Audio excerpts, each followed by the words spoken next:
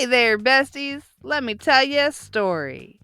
Once upon a time, in the early 90s, the U.S. decided to get super cozy with its neighbors. Enter NAFTA, the North American Free Trade Agreement.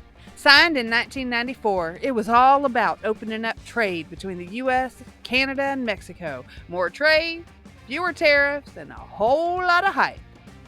Some people were like, yes, cheaper stuff and economic growth. Others were clutching their factory paychecks saying, hold up, where are the jobs going? Years later, NAFTA got a makeover. It's now the USMCA, updated for the tech age. But the debate's still raging. And don't even get me started on tariffs. Those are the drama queens of global economics.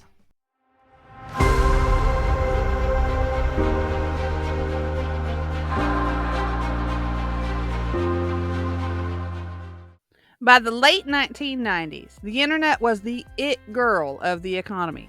Everyone wanted in on the dot-com boom. Investors were throwing money at tech startups with websites and wild ideas, but no profits.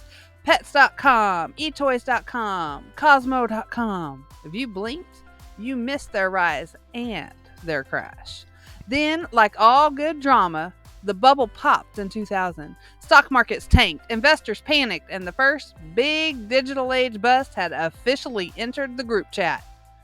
But honey, tech didn't stay down. Oh no, it came back with glitter, glam, and gadgets galore. Smartphones? Check. Social media? Check. GPS that knows when you're hangry? Double check. The new wave of tech billionaires rose. Steve Jobs with Apple Magic, Bill Gates building software empires, and yes, Elon Musk stirring the pot with electric cars and rocket ships. Say what you will about these folks, but these guys, they flipped the economy on its head. Meanwhile, back in the land of real estate, things were looking too good to be true. Banks were handing out subprime mortgages like party favors. These were risky loans to folks with shaky credit. Everyone believed housing prices would only go up. Realtors were making it rain. Homeowners were flipping houses like pancakes, and investors, they were hyped. But if this is sounding familiar, it should. Flashback time. In the 1920s, before the Great Depression, people were buying stocks on the margin, borrowing money to invest in a rising market. Same energy. Folks in both eras believed the good times would never end. They bet big with borrowed cash, thinking they couldn't lose. But spoiler alert, they lost.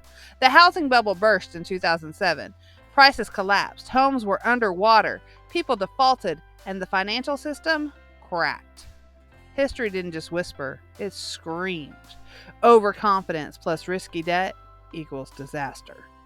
As the housing market crumbled, the damage spread like spilled tea across the entire financial world.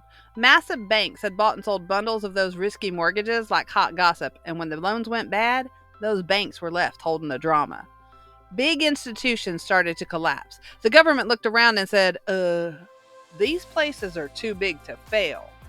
Meaning, if they went down, they could pull the entire economy down with them. Sound familiar? It should. Throwback to 1930. During the Great Depression, bank failure sent Americans into full panic mode. People rushed to pull out money, but the banks had already lost it in bad investments. No FDIC back then. No bailouts. Just a whole lot of economic heartbreak. This time around, though, the government jumped in fast.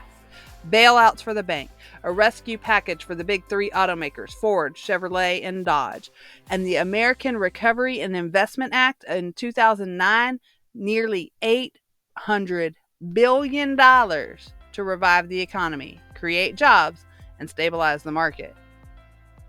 So, same story, different century. When money starts flying and nobody's checking the receipts, it usually ends with a crash and a cleanup. After all that chaos, the economy began to heal, but it came back looking different. Tech companies like Amazon, Google, and Apple didn't just grow, they took over. The gig economy was born. Hello Uber, DoorDash, Insta everything. Jobs became flexible, and sometimes a little too flexible. Meanwhile, the wealth gap widened. Some folks blasted off into the billionaire club, literally in private rockets, while others struggled to afford rent. The 21st century economy became a high-speed, high-stakes, global, digital whirlwind. Boom, bust, boom again, rinse and repeat. So, let's keep it real. The 21st century is not boring. Globalization made the world smaller, but not without controversy. The internet soared, crashed, and reshaped life as we know it. Risky loans wrecked the housing market. Bailouts tried to keep everything afloat. The auto industry, banks, and the government all scrambled for solutions. Innovation created billionaires and big questions. And through it all, patterns repeated themselves. Overconfidence, debt, and risk-taking often lead to the same dramatic ending. This economic drama is just the beginning. But if you want to have an idea what's going to happen, look through your history books. Hit that subscribe button so you never miss the next spill. Because coming up soon, we're diving into Wall Street versus Main Street, the rise of economic inequality, and whether billionaires in space are the new robber barons. Till then, remember, if it looks like a bubble and acts like a bubble, don't buy it on credit.